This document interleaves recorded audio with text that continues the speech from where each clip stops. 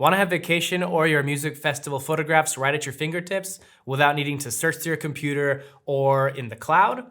Well, with Zonar Photo Studio X PhotoBooks, you can do just that and view photography as it was meant to be. With natural light, using just your eyes, maybe your favorite beverage, and for those with higher standards, maybe a tasty snack.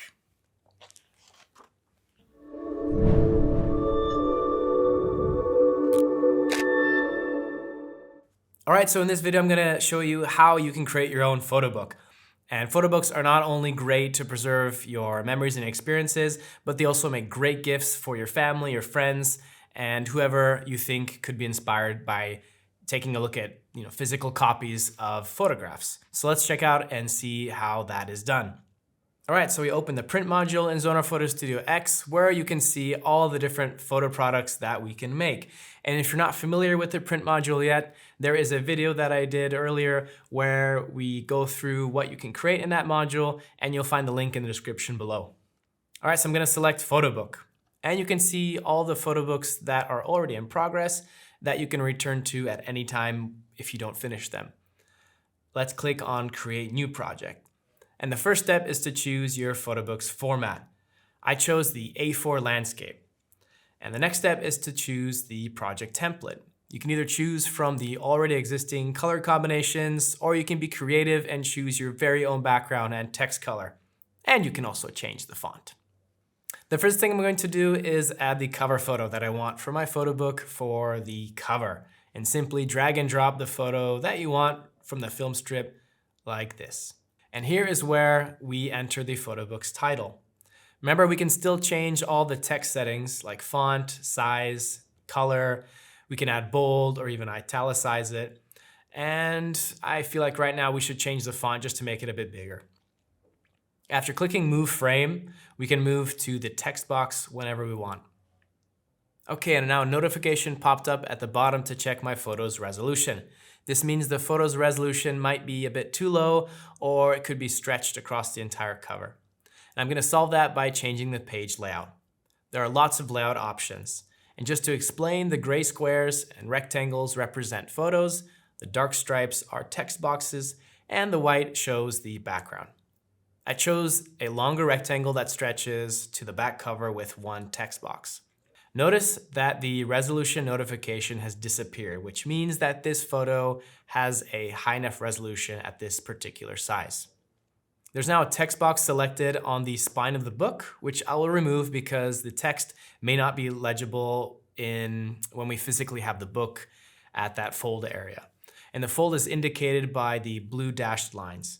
It's best not to really place anything there, especially like text or someone's face, for example, beyond these lines, because it's probably not going to look good in the printed, real version of that photo book. So clicking the photo is going to open a window with editing options. For instance, I can adjust the photo's crop.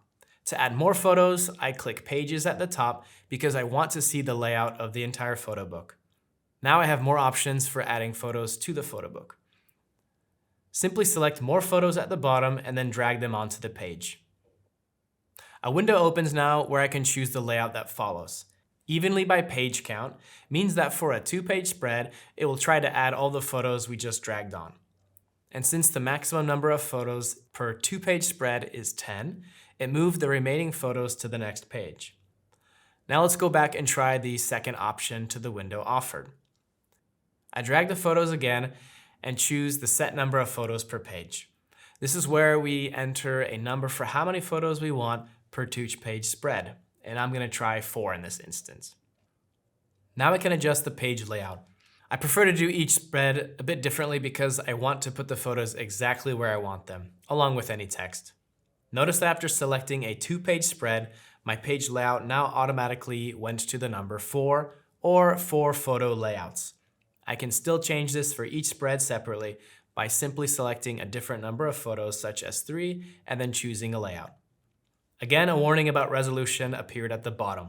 And if you're not sure which photo may be the culprit of the problem, click on these arrows here and Zonar Photo Studio X will show you which photos need to be fixed or addressed.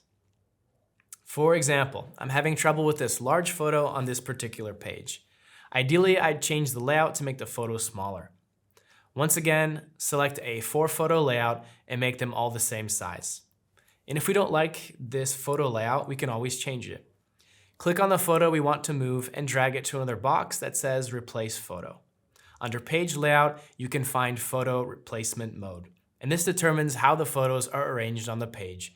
For example, if I click Fill, then it's going to fill in the entire page with photos, regardless of their orientation. The default setting, Fit, will arrange the photos according to the original page layout. That means that those in portrait mode will stay in portrait, and the landscape photos, of course, will stay as a landscape photo. The last option is Fit to Square. And yes, you probably guessed it right. Fit to Square means that the photos will be displayed as a square regardless of their orientation. If you choose Fill or Fit to Square, you can use the Change Crop option to choose which part of the photo shows up in the crop. Personally, I only use Fit to Square so that I can keep my photos in their original layout. Another option we have here is the Layout Style, and this lets you customize your photo layout even more using frames. You can add thin frames with or without color, white frames, or wide frames with rounded edges. In Layout Style, you can also add inside and outer frames to your photos, so feel free to play around with all the options just to get a better feel of what you like and what works best for you. Under Layout Style, you can find more specific settings for the inside and outer frames. You can also customize their color, opacity, and width. I like this layout right now, and I want to use it for my entire photo book. But what I don't want is to set it up again. Fortunately, there's the Set for All option, which you can find here at the bottom. Now, when I click on the pages, I can see the entire book has the exact same layout. And that's not all. You might notice that under Page Layout, there's also the option to break layout into objects. And this is going to allow us to move our photos around how we want, regardless of the layout that we chose previously. However, it's important to take in mind, once you choose this option, it's going to cancel the layout style that we've previously selected like it did for me. I can still click the photo and a window opens where I can add an inside and outer frame to each photo, and I can still customize the layout style for each photo separately. If you want to add another photo without messing up the current layout, select a photo from the film strip and click the picture icon, which is right here, to add a freestanding picture. I can move this image around exactly as I want and choose an inside or outer frame just like I did for the other photos. And with the Break Layout into Objects option, I can move the photos around wherever I want. And we can use these icons here to move the photos in front or behind of other photos. In the same way, you can add text anywhere you want by clicking this T icon and add freestanding text. Now I can add any text I want and move it around wherever I want. As you can see, the options are endless, and you can use our already existing layout styles, or you can completely customize the photo book as you choose and by using your own imagination. All right, so once my photo book is done, I click over here on Add to Cart, and then I click the cart icon, and everything's said and done, we click Order. Then I complete the billing information in the browser that opened. All right, that's it from me. I hope this was useful. Let us know what you think below. Give us a thumbs up, hit that bell so that you always know when we have a new video coming out. And until then, enjoy your photo books or some of the other products that you might create in Zonar Photo Studio.